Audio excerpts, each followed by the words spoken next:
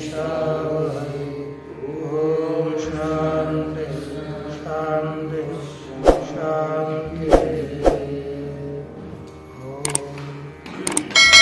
श्री भगवान अंडरीश परमात्मा श्री आदि शंकराचार्य जी, श्री ज्ञानवराय जगद्गुरु तुकाराम महाराज, संत एकनाथ महाराज इत्यादि संतों के अलौकिक हेतुकी कारण से कृपा से श्री कृष्ण यजुर्वेदीय के कठ शाखा के अंतर्गत जो कठोपनिषद विद्यमान है, इस कठोपनिषद के प्रथम वल्य का विचार पूर्ण हुआ। अब आगे अग्रिम जो द्वितीय वल्य है, इसी द्वितीय वल्य का प्रारंभ किया जाएगा। यहाँ पर अभ्युदय निश्रेयस इस विभाग के प्रदर्शन के द्वारा और विद्या क्या है, अविद्या क्या है, इनके विभाग के प्रदर्शन के द्वारा केवल विद्या को चाहने वाला जो भी कोई शिष्य इत्यादि होगा, उस केवल विद्यार्थिता से ही शिष्य, क्योंकि जो केवल विद्या की ही चाह रखता है, ऐसा जो पुरुष है उसकी ऐसे शिष्य की स्तुति करते हुए यहाँ पर उसकी योग्यता का कथन करेंगे। तो यहाँ पर हम देख लेते सीधा भाष्य में एक पंक्ति दी, परीक्ष शिष्यम विद्या योग्यता अवगम्य आह। श्री यम जी ने यहाँ पर परीक्षा करी, शिष्य की परीक्षा करी कि वैराग्यादिमान है कि नहीं, उसके अनुकूल जितना भी व्यापार हो ऐसा व्यापार किया जिससे उससे परीक्षा सिद्ध हो जाए। क्योंकि विद्या ये अधिकारवान पुरुष है, ऐसे पुरुष को ही विद्या प्राप्त होती है। इसलिए यहाँ पर शिष्य की जो विद्या योग्यता है उसका परीक्षा करके विद्या की योग्यता को समझ करके श्री यम जी आगे बोल रहे हैं। अन्य श्रेय अन्य दुतैव प्रेयस, अन्य श्रेयो अन्य दुतैव प्रेयस, ते उभे नानार्थे पुरुषं स्विनीतः, ते उभे नानार्थे पुरुषं स्विनीतः, तयो श्रेय आददानस्य साधु भवति, तयो श्रेय आददानस्य साधु भवति, ईयते अर्थाद्यौ प्रेयो वृणीते, ईयते अर्थाद्यौ प्रेयो वृणीते।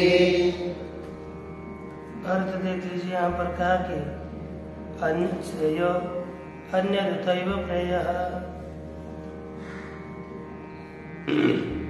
श्रेय अन्यत् उत प्रेयः अन्यत् एव।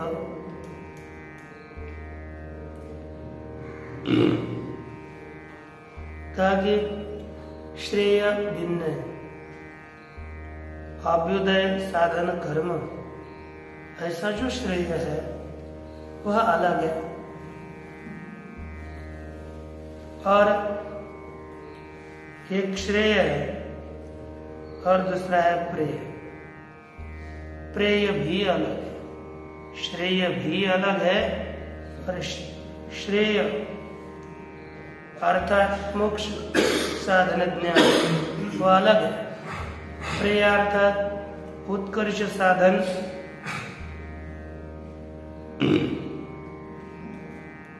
जो कर्म है वह भी अलग है। उभे नानार्थ है पुरुषम स्विनीत है। उभय अर्थात कर्म और ज्ञान ये दोनों भी नानार्थ है, नानार्थी अर्थात भिन्न प्रयोजन है, इनका प्रयोजन भिन्न भिन्न है, अलग अलग है, दोनों का एक प्रयोजन नहीं है, भिन्न भिन्न प्रयोजन वाले हैं दोनों भी। पुरुष गुण सिनीतः, पुरुष को बांधते हैं। तयो उन दोनों में श्रेय आददान से साधु होते, उसमें श्रेय साधन ज्ञान, श्रेय का वर्ण करने वाला जो साधक है उसका कल्याण होता है। प्रेय आददान यते अर्थार्यो प्रेयो वृणीते, यह प्रेयो वृणीते स अर्थार्यते।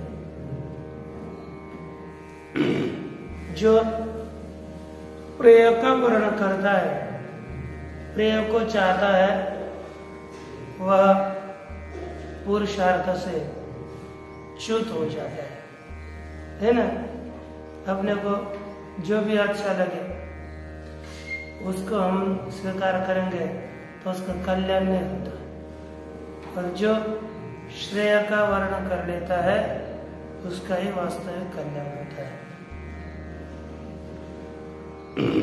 इस तरह अर्थ देखा, अब भाष्य का विचार कर दे। अन्यत पृथगेव श्रेयः, अन्यत अलग ही है, कौन? स्वरूपतः फलतश्च विलक्षणम एव श्रेय, श्रेय साधन ज्ञान स्वरूपतः अलग है और फलतः भी अलग है। श्रेय अर्थात निश्रेयसम, निश्रेयसम मोक्ष साधनम ज्ञानम, यह अलग है, बहुत श्रेष्ठ उत्तम। इसलिए भगवान ने कहा नहीं ज्ञाने सदृशम पवित्र, ज्ञान पवित्र चीज है, वह अलग है। तथा अन्य उतापि एव प्रेयः, उसी तरह प्रेयः अर्थात प्रियतरम अपि अन्य, जो अतिशय प्रिय वस्तु होती है वह भी अलग है, श्रेय भी अलग है और प्रेय भी अलग ही है।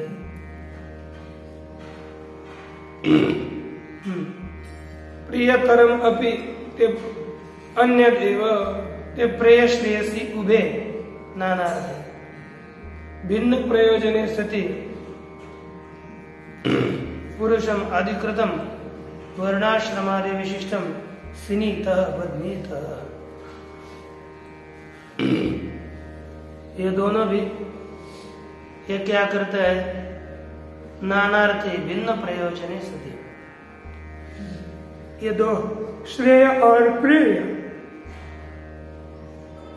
उनका अर्थ उनका प्रयोजन अलग अलग है। ये दोनों भी भिन्न प्रयोजन वाले होते हुए पुरुषम अधिकृतम वर्णाश्रमादि विशिष्टम, पुरुष को अर्थात जो अधिकारी पुरुष है वर्ण आश्रम इत्यादियों से विशिष्ट जो पुरुष है उस पुरुष को सिनीता अर्थात बध्नीता बांधते हैं। ताभ्याम विद्या विद्याभ्याम आत्म कर्तव्यतया प्रयोज्यते सर्व पुरुष। अर्थात क्या करेंगे? इनके द्वारा बांधे जाते हैं, इसका तात्पर्य क्या है? ताभ्याम विद्या विद्याभ्याम, उस विद्या और अविद्या के द्वारा आत्म कर्तव्यतया प्रयोजित है। ये मनुष्य को विद्या भी प्रेरित करते हैं और अविद्या भी, ज्ञान भी और कर्म भी, ये दोनों भी प्रेरित करते हैं। ऐसे आत्म कर्तव्यतया अर्थात क्या कि ये विद्या प्राप्त करना मेरा कर्तव्य है ना, इस कर्म करना मेरा कर्तव्य है, ऐसे आत्म कर्तव्यता रूप से अपनी कर्तव्यता के रूप से सर्व पुरुष प्रयुज्यते, सभी पुरुष को प्रेरित किया जाता है। किसके द्वारा? विद्या और अविद्या के द्वारा सब लोगों को प्रेरित किया जाता है। विद्या ही प्रेरित करती है, कर्म ही प्रेरित करेगा अपने खुद के प्राप्ति के लिए। कर्म अपने खुद के संपन्नता के लिए पुरुष को प्रेरित करेगा, कर्मकांड का। विद्या भी अपनी उत्पत्ति के लिए साधक को प्रेरित करेगी। श्रेय प्रेयसोर ही अभ्युदयामृतत्वार्थी पुरुष प्रवर्तते। दो पुरुष, एक अभ्युदय और दूसरा अमृतत्वार्थी। अभ्युदयार्थी और अमृतत्वार्थी पुरुष जो उत्कर्ष को चाहता है और जो मोक्ष को चाहता है। अभ्युदय का अर्थ है उत्कर्ष, स्वर्ग जीवन की प्राप्ति, किसी उत्कर्ष की प्राप्ति। और अमृतत्व है मोक्ष, मोक्ष को चाहने वाला और अभ्युदयार्थी संसार को चाहने वाला, दोनों ही पुरुष श्रेयस प्रेयस हो, ऐसे दोनों पुरुष श्रेय और प्रेय में प्रवृत्त होते हैं। कहाँ प्रवृत्त होते हैं? श्रेय और प्रेय में प्रवृत्त होते हैं। अतः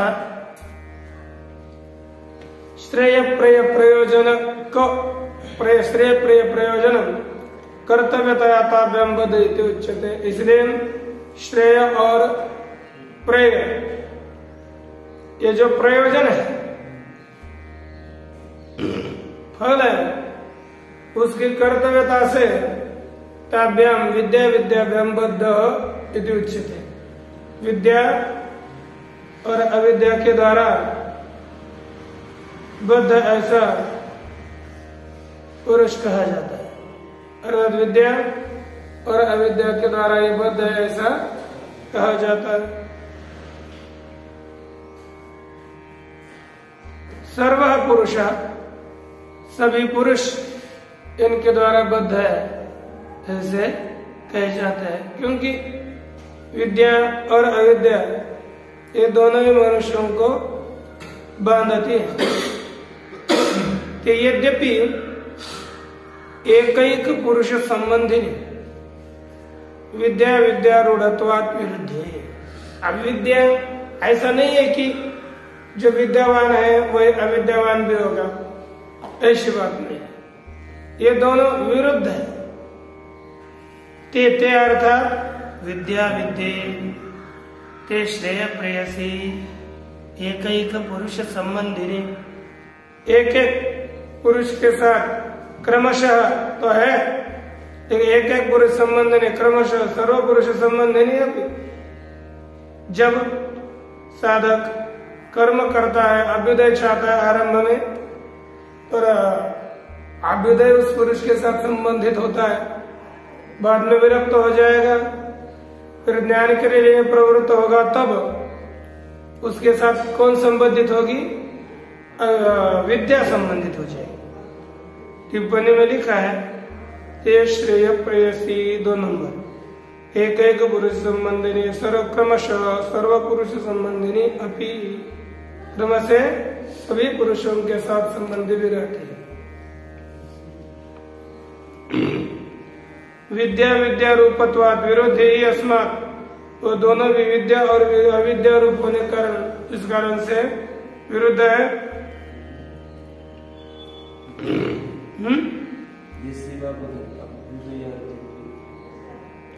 यस्य एव अभ्युदयार्थित्वे संबंधी प्रेयतस्य तस्यैव अमृतत्वार्थित्वे संबंधी निश्रेय। यस्य एव अभ्युदयार्थित्वे, जिसमें अभ्युदयार्थित्व होगा, अभ्युदयार्थ उत्कर्ष की इच्छा होगी, तस्यैव अमृत संबंधी प्रेय, उसी के ही संबंध में क्या होता है? प्रेय होता है। और जो जिसके अमृतत्वार्थित्व संबंध जो पुरुष उसी पुरुष के वही पुरुष यदि अमृतत्वार्थी होगा, मोक्ष पर जाने वाला होगा, तो उसके संबंधी कौन होता है? श्रेय होता है। एवं क्रमशः सर्वपुरुष संबंधिनी अपि विद्या विद्यारूपत्वात्, इसी तरह सर्वपुरुष संबंधी होने पर भी विद्या विद्यारूपत्वात् विरुद्ध, एक विद्या रूप है और दूसरा अविद्या रूप है, इससे दोनों भी विरुद्ध है। इसलिए यह निश्चित है कि यद्यपि एक एक पुरुष संबंध विद्या विद्या रूपत्वात् तरी विरुद्ध है, ये दोनों परस्पर विरुद्ध है। अत्र क्रमशोपि एकाधिकरण तुम संभवते, यहाँ पर क्रमशः आदि में कर्म, उसके बाद विद्या, ये क्रमशः भी दोनों में एकाधिकरण तो है। न तयो अत्यंतम विरोध अभ्युपगम्यते, उनमें अतिशय विरोध का ज्ञान नहीं होता। यद्यपि गोत्वाश्वत्वयोरिव इति द्योतयितुम अपि शब्द है, यहाँ पर यद्यपि पद दिया है कि नहीं? यहाँ पर गोत्व और अश्वत्व इनमें जैसे विरुद्ध है, उसी तरह यहाँ पर भी श्रेय और प्रेय में विरोध है। यह द्योतित करने के लिए अपि शब्द का प्रयोग किया हुआ है। इति अन्यतरा परित्यागेन एकेन पुरुषेण स अनुष्ठातुम अशक्यत्वात् तयोर हित्वा विद्या रूपम श्रेय एव केवलम आराधनस्य उपादानम कुर्वतः साधु शोभनम शिवम भवति।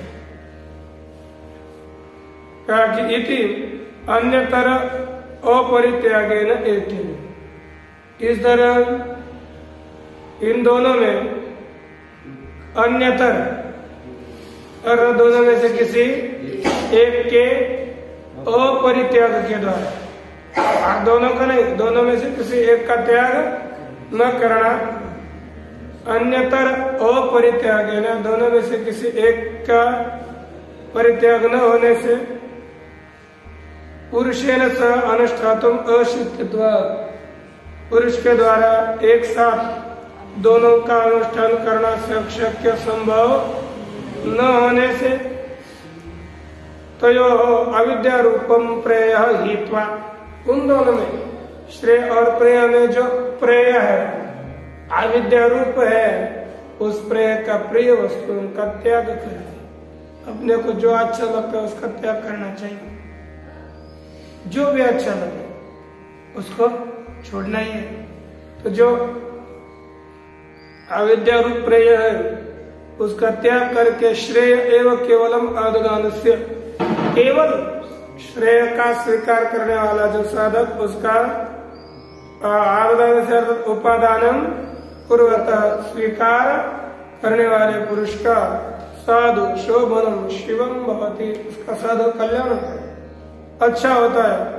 जो श्रेय साधन ज्ञान का ग्रहण करेगा उसका कल्याण होगा, और जो निश्रेय को छोड़ करके प्रेय की ओर दौड़ेगा वो उसका क्या होगा? तो कहते हैं यस्तु अदूरदर्शी विमूढ़, जो अदूरदर्शी है, नीचे देखना है कि नहीं, जो दूर क्रांतदर्शी पुरुष नहीं है, बस कितना है, बस पेट भर गया नाच का तो सो जाओ, है ना, आगे मुक्ति की अपेक्षा नहीं है। ऐसे अदूरदर्शी पुरुष अज्ञानी मूर्ख ही अते वियुज्यते, वह मूढ़ पुरुष युक्त होता है किससे?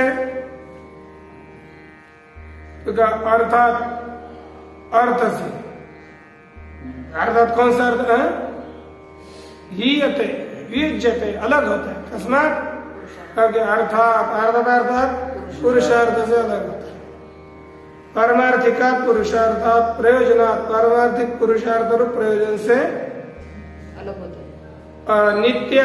नित्य पुरुषार्थ उससे प्रच्यवते च्युत हो जाता है। वो सब वो कौन है जो च्युत होता है? यौ प्रेयो प्रवृत्ति उपादत्ते, जो प्रेय का स्वीकार कर लेता है ना, जो वह जो अर्थ है पुरुषार्थ है उससे दूर होता है, च्युत होता है।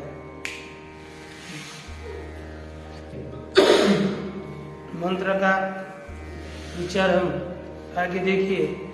उसी श्रेय और प्रेय का ही जो अधिकारी पुरुष है, ऐसे अधिकारी पुरुष के द्वारा दोनों भी विद्या अविद्या किया जा सकता है। यदि किया जा सकता है, यदि किए जा सकते हो किम तरी, अब दोनों भी मनुष्य कोई भी श्रेय और प्रेय का स्वीकार कर सकते हैं, तो सभी लोग प्रेय को छोड़कर श्रेय क्यों नहीं लेते? देने चाहिए कि नहीं? प्रेय छोड़ देना चाहिए संसार और श्रेय का लेना चाहिए, क्यों नहीं लेते? उसका क्या हेतु है? तो उत्तर देने में कहते हैं सत्यम, निश्चित है कि दोनों ये है,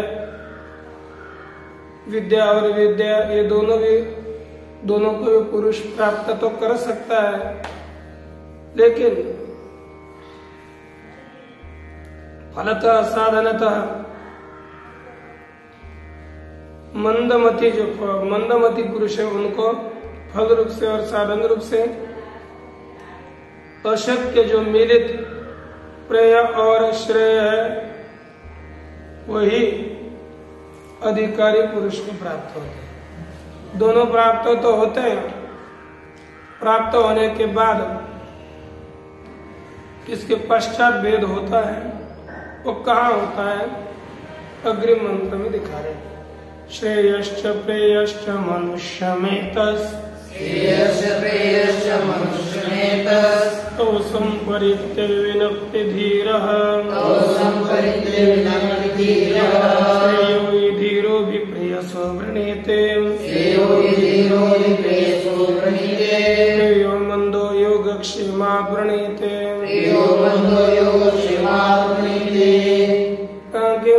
श्रेयश्च प्रेयश्च मनुष्यम एतः धीरः तौ संपरित्य विनक्ति, धीरः प्रेयसः अभि श्रेयः वृणीते, मंदः योगक्षेमात् प्रेयः वृणीते। ये अन्वय अर्थ कहते कि श्रेयश्च प्रेयश्च मनुष्यम एतः, श्रेय और प्रेय ये दोनों भी मनुष्य को प्राप्त होते हैं। श्रेय भी मनुष्य को मिलता है और प्रेय भी मनुष्य को मिलता है, लेकिन धीर संपरित विनक्ति, धीर मनुष्य मन के द्वारा विचार करके छोटा बड़ा गुरु लाघव इसका विचार करके भी विनक्ति निर्णय करता है, एक नहीं? कौन सा? का श्रेयो ही धीरो भी प्रेयसो वृणीते। प्रेयस अर्थात प्रेय पदार्थ क्या? प्रेयसा, जो प्रेय पदार्थ है उसके अपेक्षा से वह किसका स्वीकार करता है? श्रेय वृणीत, श्रेय का स्वीकार करता है। और जो मंद पुरुष होता है वह योगक्षेम के कारण किसका? प्रेय का वर्ण करता है। इतना ध्यान में रखना है कि ज्ञानी पुरुष श्रेय का स्वीकार करेगा और अपना योगक्षेम चले, इस हेतु से प्रेय का स्वीकार किया जाता है।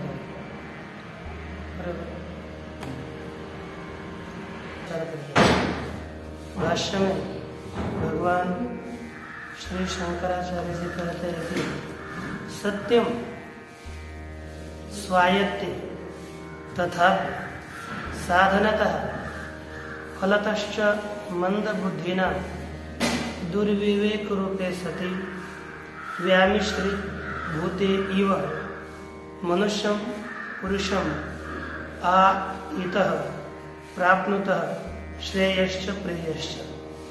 कहा कि सत्यम स्वायत्ते, निश्चित ही वे दोनों भी स्वायत्त अर्थात स्वतंत्र है। कौन? श्रेय और प्रेय, ये दोनों स्वतंत्र हैं। साधनतः फलतश्च, ये साधन भी इनका श्रेय का अलग है, फल भी इनका अलग है। साधनतः और फलतः ये दोनों स्वायत्त है, ग्रहण करने के लिए मनुष्य के लिए स्वतंत्र है, किसी का भी ग्रहण कर सकता है। लेकिन जो मंद बुद्धि पुरुष होता है, अज्ञानी पुरुष होता है, ऐसे मंद बुद्धि पुरुषों को दुर्विवेक रूपे, दुर्विवेक अर्थात दुखेन विवेक रूपे, दुर्विवेक रूपे, यह दुख से विवेक करने योग्य है। अर्थात इनका विवेक सहज नहीं होता, दुख पूर्वक इनका विवेक होता है। क्यों? ये व्यामिश्रीभूते इव, वस्तुता तो है अलग अलग, लेकिन ये व्यामिश्र अर्थात मिले हुए जैसे, जैसे कि दोनों भी एक रूप हो गए हो, इस तरह से ये दोनों हैं। टिप्पणी में लिखते हैं 3 नंबर में, विचार्य माने तमा प्रकाशवत विरुद्ध स्वभावयोर व्यामिश्री भाव असंभाव अवगमाद्य इवकार है। यहाँ इन्होंने क्यों दिया, यू क्यों दिया? क्यों है तो तम प्रकाश के तरह विरुद्ध है, लेकिन एकत्रित हो गए हैं तो एकत्रित, क्योंकि एकत्रित ये हो ही नहीं सकते। जैसे तम और प्रकाश, इनका एकत्रीकरण संभव नहीं है। यह असंभावना दिखाने के लिए ही यू शब्द का प्रयोग किया। असंभवात इव लिखा, असंभाव अवगमात, इनका एकत्रीकरण असंभव है। यह असंभव का ज्ञान होने के कारण इव शब्द का प्रयोग किया कि एक हो नहीं सकते, इसलिए इव काट दिया। हो नहीं सकते तो अभी एक रूप के जैसे हो गए, जैसे कि हो गए, और ऐसे होने पर भी विवेक पुरुष नहीं कर सकता। मंद बुद्धियों को, पुरुषों को ये दुर्विवेक रूप है। इसलिए पुरुषम मनुष्यम पुरुषम आ इतः प्राप्नुतः श्रेयश्च प्रेयश्च, ये दोनों भी श्रेय और प्रेय। पुरुषम आहितः, पुरुषम आहितः अर्थात पुरुष को प्राप्त हुए हैं, प्राप्त होते हैं। श्रेय भी प्राप्त होता है और प्रेय भी पुरुष को ही प्राप्त होता है। अतः हंस इव अंबसः पयः तौ श्रेय प्रेय पदार्थौ संपरित्य सम्यक परिगम्य मनसा आलोच्य गुरुलागम विविनक्ति पृथक करोति धीरः धीमान। ताकि अतः इसलिए हंस इव अंबसः पयः, जैसे सांड से खांडी से पैपानी राजहंस से, जिस तरह राजहंस अपने चंचू के सहारे से पानी और जल इनको दूर कर लेता है, इसलिए यथा हंस अंबस पय विविनक्ति, पानी से दूध पृथक करता है। उसी तरह श्रेय प्रेय पदार्थों संपरित्य, श्रेय और प्रेय पदार्थों को सम्यक परिगम्य, संपरित्य अर्थात सम्यक परिगम्य, सम्यक मनसा आलोच्य, मन के द्वारा उत्तम अच्छी तरह से आलोचन करके, विवेक करके, विचार करके, गुरु लाघवम विविनक्ति पृथक करोति धीर धीमान। बुद्धिमान पुरुष गुरु श्रेष्ठ और लाघव इन दोनों का भी विवेक करता है। अनायास साध्य महाफलवती विद्या है और बहु आयास साध्य अल्प फल वाला कर्म है। इन दोनों का यानी महत फलवती विद्या और अल्प फलवत कर्म, इस तरह दोनों का मन के द्वारा विचार करके पृथक्करण करता है बुद्धिमान पुरुष, अन्य नहीं करता। धीर विविनक्ति विविच्य च श्रेय, श्रेय विविच्य, श्रेय पदार्थ को पृथक करके बुद्धिमान पुरुष जानता है। क्योंकि श्रेय एव अविवृणीते, वह श्रेय पदार्थ का ही स्वीकार करता है। क्यों? प्रेयस अभ्यर्थितत्वात्, प्रेय जो पदार्थ है प्रिय पदार्थ की अपेक्षा से पूजनीय फल साधन के द्वारा उत्तम श्रेय होने के कारण श्रेय का ही वर्ण धीर पुरुष करता है। अभ्यर्हितंच गया था ना एक सूत्र, अभ्यर्हिता पूजनीय जो उत्तम है। कौन उत्तम है? प्रेय की अपेक्षा से श्रेय, श्रेय उत्तम होने के कारण यह मनुष्य श्रेय का ही स्वीकार करता है, प्रेय का नहीं। तो शंका होती कोसो धीर है, यह धीर बुद्धिमान कौन है? यस्तु मंदा अल्प बुद्धि ही, जो मंद है अल्प बुद्धि वाला पुरुष है वही श्रेय का स्वीकार करता है। कि नहीं करता? नहीं करता, प्रेय का करता है। और जो बुद्धिमान है, धीर है, और किसका स्वीकार करता है? श्रेय का। और मंद बुद्धि प्रेय का। ये लिखा कोसो धीर, कहा कि धीर कौन है? यस्तु मंद अल्प बुद्धि है ना, जो मंद अल्प बुद्धि है सह विवेका सामर्थ्यात् योगक्षेमात् योगक्षेम निमित्तम शरीरादि उपचय रक्षण निमित्तम इति एतत् प्रेय पशुपुत्रादि लक्षणम वृणीते। उसका तो अब ये कोसो धीरा प्रश्न किया, उत्तर तो आगे दिखता भी नहीं। यस्तु मंद अल्प बुद्धि, जो मंद है अल्प बुद्धि है वह मनुष्य या को सौ का अन्वय पीछे करना है। कहा को असौ, ये जो श्रेय का स्वीकार करने वाला कौन है? तो उत्तर है धीर। तो जो ये आगे दिए है ना, किसके आगे दिया आपको प्रश्नार्थ चिन्ह? धीर के। को सौ के आगे देना है और धीर के आगे पूर्ण विराम होना चाहिए, तब वाक्य लगता है। यानी ये प्रेय का स्वीकार कर लेता है। को असौ, वह कौन है? कहा कि धीर, वह धीर है, प्रेय का स्वीकार करने वाला।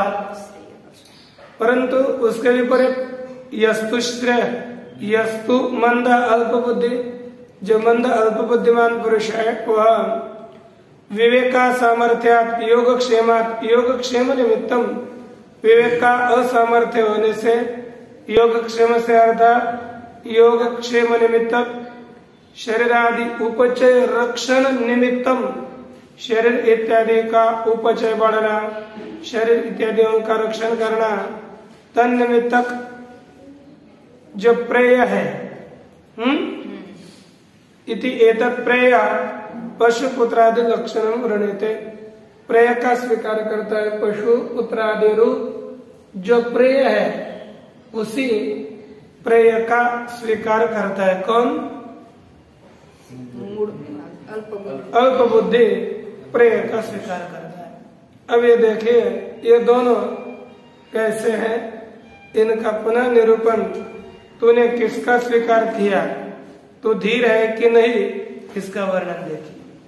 सत्वं प्रियं प्रिय रूपांश कामान, सत्वं प्रियं प्रिय रूपांश कामान, न विद्यायन् नचिकेतोऽत्यस्राक्षी, न विद्यायन् नचिकेतोऽत्यस्राक्षी, नैतां शृङ्कां वित्तमयीमवाप्तो, नैतां शृङ्कां वित्तमयीमवाप्तो, यस्यां मज्जन्ति बहवो मनुष्याः, यस्यां मज्जन्ति बहवो मनुष्याः। हे नचिकेतः सत्वं प्रिय रूपांश कामान अभिध्यायन् अत्यस्राक्षी,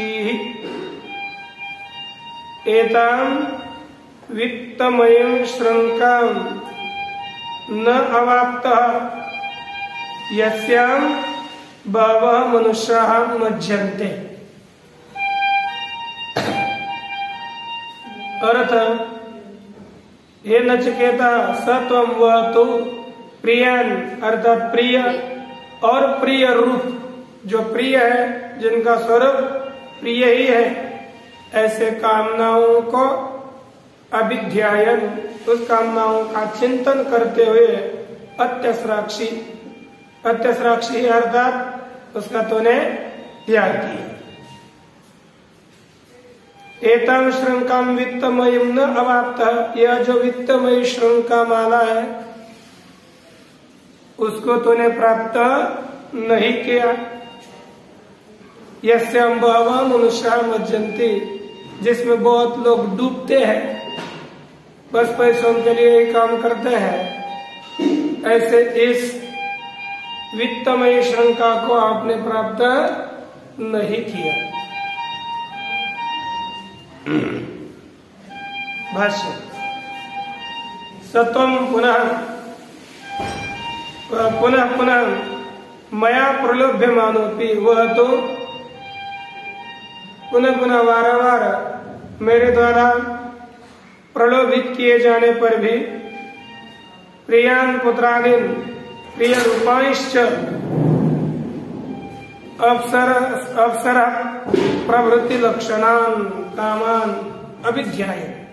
तूने क्या किया, प्रिय जो अतिशय अच्छे लगते हैं, ऐसे जो प्रिय पदार्थ है, प्रीति विषय है, उन प्रीति विषय रूप पुत्रादि है। प्रेम का विषय कौन है, पुत्र।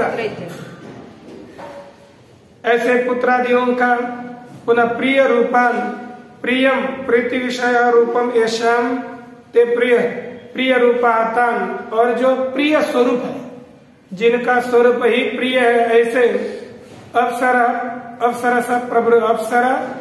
प्रवृत्ति लक्षणान, अप्सर इत्यादि रूप अप्सरा हो, ये साक्षात प्रिय है और प्रीति का विषय है पुत्रादि। इन सभी कामनाओं का अभिध्यायन अर्थात चिंतन करता हुआ तेषाम अनित्यत्व असारत्वादि दोषान, अब इनमें क्या है, अनित्यत्व है, असारत्व है इत्यादि दोष वाले ये जो कामनाएं हैं उनका अत्यस्राक्षी क्या किया, त्याग किया। अतिसृष्टवान अर्थात त्यागम परित्यागम परित्यक्तवान का अहो बुद्धिमत्ता, तू तो बुद्धिमान है, तेरी बुद्धिमत्ता बहुत श्रेष्ठ है। यह इसमें द्योतित किए। क्यों? तेरे में बुद्धिमत्ता है। ये कहते कि क्योंकि बालक होते हुए भी आप में बहुत बुद्धि है। अरे वाह, ये आश्चर्य द्योतित किया अहोम के द्वारा। बालक होते हुए इसी बुद्धिमत्ता कि क्यों बुद्धिमत्ता है? नैताम अवाप्तवान असि श्रृंकाम श्रुतिम कुत्सिताम मूढ़ जन प्रवृत्ताम वित्तमयम धन प्राय। अब इससे क्या सिद्ध हो गया? जो वित्तमयी पदार्थों को स्वीकार कर लेता है और दुर्बुद्धि, और जो मनुष्य इनका त्याग करके परमात्मा पथ पर चलता है वही वास्तविक सद्बुद्धि है। वही यहाँ कहा कि श्रृंकाम श्रुतिम कुत्सितम, कुत्सित जो गति है, निंदित जो गति है, ऐसे मूढ़ जन प्रवृत्ताम, जिसमें मूढ़ लोगों की प्रवृत्ति है, ऐसे मूढ़ लोगों की प्रवृत्ति जिसमें ऐसे वित्तमयम धन प्रायाम, वित्त रूपा अर्थात धन रूपा जो